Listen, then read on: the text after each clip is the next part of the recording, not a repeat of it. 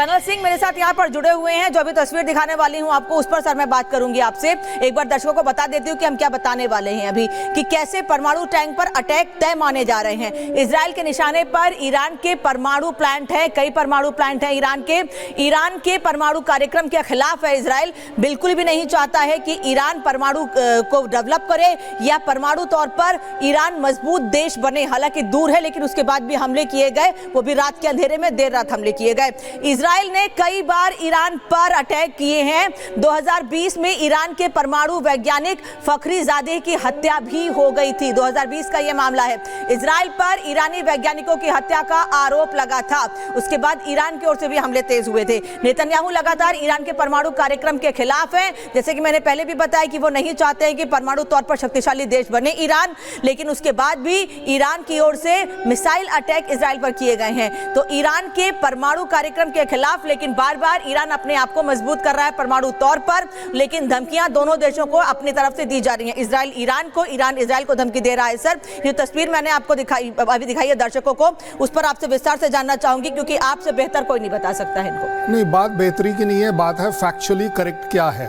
देखिए, ईरान को पता है कि अगर उसने इजराइल और यूएस को कभी भी जिंदगी में काउंटर करना है तो उसका सबसे अच्छा उनके पास रामबाण है कि किसी तरह वो अपने आप को परमाणु स्टेट बना लें, डेवलप कर लें, परमाणु आर्सेनल्स की कलेक्शन कर लें। वो उसके लिए स्ट्रैटेजिकली सबसे इंपॉर्टेंट है। बट काउंटर अगर देखा जाए तो यूएस और इजराइल का सिर्फ और सिर्फ यही इंटरेस्ट है कि जिस दिन ईरान अपने आप में परमाणु पावर बन गया और उसके पास वो आर्सेनल आ गए तो then nothing can stop them, जिसको बोलते हैं।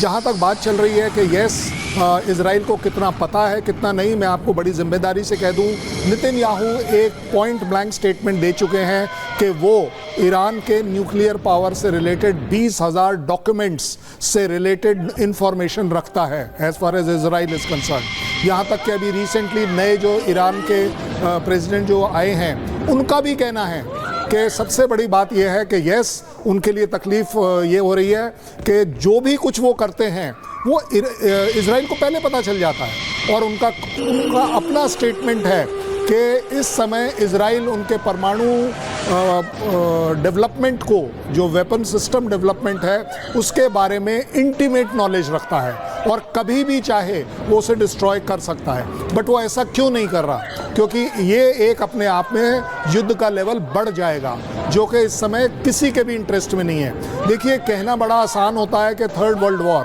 But it cannot happen so early, it cannot happen so easily. World war एक बहुत बड़ी जिम्मेवारी है, एक बहुत घातक जिम्मेवारी है। मैं कहता हूँ अगर ईरान चाहे भी, कितने कंट्रीज उसके सपोर्ट में उतरेंगे?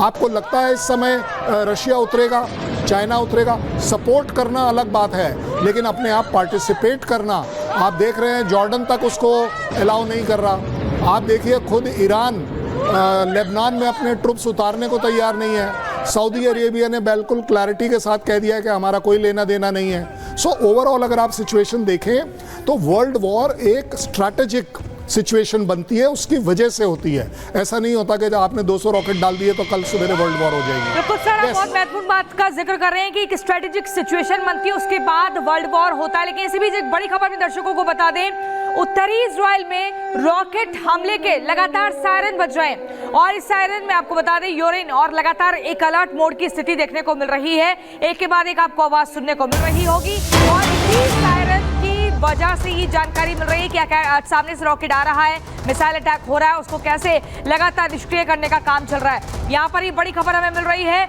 उत्तरी इजराइल में रॉकेट हमले के सायरन लगातार बज रहे हैं। ये बड़ी जानकारी आपको बता रहे हैं। मिडिल ईस्ट में जंग छिड़ गई है।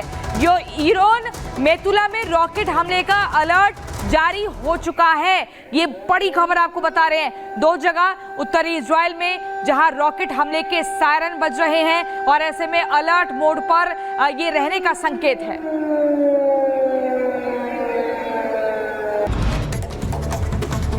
गांधी जयंती पर पीएम मोदी ने दिया स्वच्छता का संदेश। स्वच्छता अभियान को 10 साल हुए पूरे, लोगों से की स्वच्छता अभियान से जुड़ने की अपील। पीएम मोदी ने स्वच्छता अभियान में लिया भाग, स्कूल के बच्चों के साथ की पार्क की सफाई। पीएम मोदी ने कहा स्वच्छ भारत की भावना होगी मजबूत। उत्तर प्रदेश के मुख्यमंत्री योगी आदित्यनाथ भी स्वच्छता अभियान से जुड़े। सड़क पर झाड़ू से की सफाई। स्वतंत्र देव सिंह समेत कई मंत्री रहे मौजूद। राष्ट्रपिता महात्मा गांधी की जयंती आज। पीएम मोदी ने मंत्रियों के साथ राजघाट पर दी श्रद्धांजलि। पीएम मोदी ने कहा, पूज्य बापू को जयंती पश्चात शत नमन। कांग्रेस सांसद राहुल गांधी ने भी राजघाट पर पुष्पांजलि अर्पित की। केसी वेणुगोपाल समेत कांग्रेस के कई नेता रहे मौजूद। पुणे के बावदान बुटुक गांव में हेलीकॉप्टर क्रैश। हादसे में 3 लोगों की मौत। मेडिकल टीम रवाना। फर्रुखाबाद में बुलडोजर एक्शन के बाद भड़का लोगों का गुस्सा। अधिकारियों पर हमला किया। गांव के 30 लोगों के खिलाफ केस दर्ज। उत्तर प्रदेश के बरेली में तेंदुए की दहशत। वीडियो वायरल होने के बाद गांव वालों में डर का माहौल। पुलिस और वन विभाग की टीम कर रही है जांच। पंजाब के अमृतसर में लुटेरों ने की घर में लूटपाट की कोशिश। महिला ने 3 लुटेरों को उल्टे दांव लौटाया। राम मंदिर में रामलला के दर्शन का वक्त बदला। नवरात्रि के पहले दिन सुबह 4:30 बजे होगी मंगला आरती। इसके बाद पट हो जाएंगे बंद। रामलला का होगा अभिषेक श्रृंगार। पैरोल मिलने के बाद जेल से बाहर आया गुरमीत राम रहीम। बागपत के बरनावा आश्रम में रहेगा राम रहीम। 20 दिन की मिली है पैरोल। 3 लड़कों ने मिलकर बनाया इको फ्रेंडली ड्राइविंग मास्क। पत्तों से किया गया निर्माण। अनोखी खोज की तस्वीरें वायरल। उन्नाव में पुलिस के हत्थे चढ़े डीजल चोर। ट्रक से डीजल चोरी करते हुए 8 चोर गिरफ्तार। 24,000 डीजल पेट्रोल टैंकर बरामद। उत्तर प्रदेश के रामपुर में दुष्कर्म के आरोपी के खिलाफ एक और केस दर्ज। पत्रकारों पर हमला करने और मोबाइल छीनने को लेकर केस दर्ज। 25,000 का इनामी है आरोपी साजिद।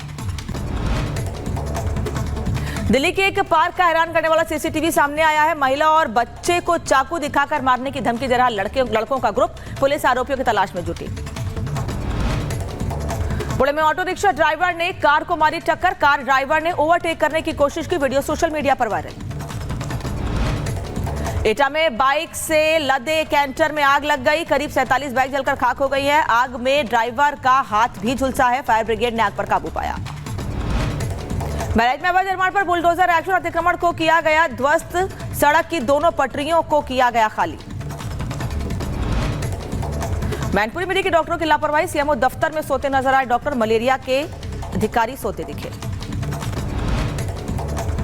सीतामढ़ी में तालाब में डूबने से 3 लड़कियों की मौत। एक को स्थानीय लोगों ने बचाया। दूसरे की तलाश जारी। उत्तर प्रदेश के अंबेडकर नगर में पुलिस को मिली बड़ी सफलता। पुलिस ने एक शातिर चोर को किया गिरफ्तार। चोरी का सामान बरामद। आज मुजफ्फरनगर के दौरे पर सीएम पुष्कर सिंह धामी उत्तराखंड के शहीदों को देंगे श्रद्धांजलि। जनता को करेंगे संबोधित। उत्तर प्रदेश के झांसी में अवैध पटाखा फैक्ट्री में धमाका हुआ है। 8 लोग घायल हो गए हैं। पुलिस ने फैक्ट्री मालिक को गिरफ्तार कर लिया है। उत्तर प्रदेश के शाहजहांपुर में दर्दनाक सड़क हादसा। हादसे में 1 की मौत, 4 लोग